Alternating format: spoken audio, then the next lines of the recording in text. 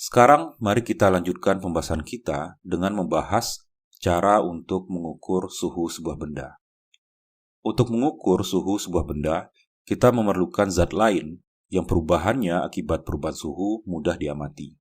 Sifat yang berupa berubahnya keadaan akibat perubahan suhu tersebut itu disebut sebagai sifat termometri. Dan salah satu perubahan yang mungkin terjadi adalah perubahan volume dari zat tersebut. Salah satu contoh sifat termometri yang mudah diamati adalah perubahan volume pada air raksa. Ketika air raksa dipanaskan, volumenya dapat dengan mudah bertambah besar. Oleh karena itu, air raksa dapat digunakan sebagai bahan untuk membuat termometer air raksa, yaitu sebuah alat yang dapat kita gunakan untuk mengukur suhu sebuah benda. Termometer tersebut tentu sudah pernah Anda lihat, di mana bentuknya berupa tabung kaca yang sempit yang berisi air raksa seperti ini, di mana air raksa tersebut misalkan adalah yang berwarna merah ini. Sekarang misalkan termometer ini kita masukkan ke dalam air yang baru mulai membeku, seperti ini.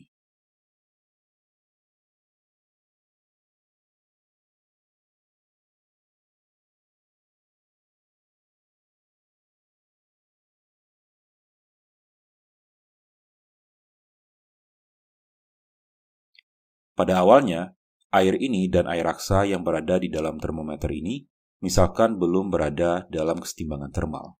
Namun, setelah beberapa waktu, tentu keduanya mencapai kesetimbangan termal. Selama proses menuju kesetimbangan termal, kita mengetahui bahwa keadaan air raksa pada termometer ini mengalami perubahan, dan kita mengetahui bahwa salah satu perubahan tersebut adalah berupa perubahan volume, di mana perubahan volume tersebut ditunjukkan oleh perubahan ketinggian dari permukaan air raksa yang berada di dalam tabung termometer ini. Dan misalkan, ketika sudah mencapai kesetimbangan termal dengan air yang baru mulai membeku ini, permukaan air raksa pada termometer ini berada di titik ini. Sehingga air raksa tersebut dapat kita gambarkan seperti ini. Pada keadaan ini, kita mendefinisikan bahwa titik ini adalah titik 0 derajat Celcius. Dan ini juga berarti bahwa pada keadaan ini, kita mendefinisikan bahwa suhu air raksa adalah 0 derajat Celcius. Dan karena air raksa dan air ini berada dalam kesetimbangan termal, ini juga berarti bahwa suhu air ini juga bernilai 0 derajat Celcius. Kemudian, kalau termometer air raksa ini kita masukkan ke dalam air yang baru mulai mendidih, seperti ini,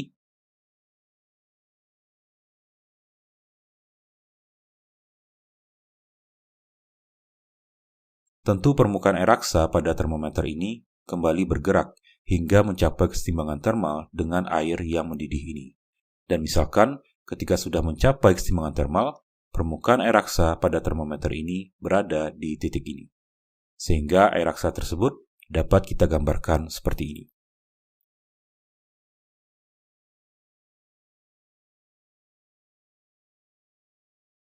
Pada keadaan ini kita mendefinisikan bahwa titik ini adalah titik 100 derajat Celcius. Dan ini juga berarti bahwa pada keadaan ini kita mendefinisikan bahwa suhu air raksa adalah 100 derajat Celcius, dan karena air raksa berada dalam kesetimbangan termal dengan air ini juga berarti bahwa suhu air yang mendidih ini juga 100 derajat Celcius. Dengan membagi interval antara 0 derajat Celcius dan 100 derajat Celcius menjadi 100 interval yang sama besar, di mana interval-interval ini juga kita sebut sebagai derajat. Ini berarti bahwa kita sudah mendefinisikan skala suhu Celcius. Artinya, pada skala suhu Celcius, kita mendefinisikan bahwa air mulai membeku pada suhu 0 derajat Celcius dan mulai mendidih pada suhu 100 derajat Celcius. Sekarang, misalkan termometer air raksa yang sudah diberi skala Celcius ini kita gunakan untuk mengukur suhu sebuah benda. Setelah mencapai kesetimbangan termal dengan benda tersebut, misalkan permukaan air raksa pada termometer ini sejajar dengan batas atas dari derajat atau interval yang ke-48 misalnya. yaitu di titik ini misalnya.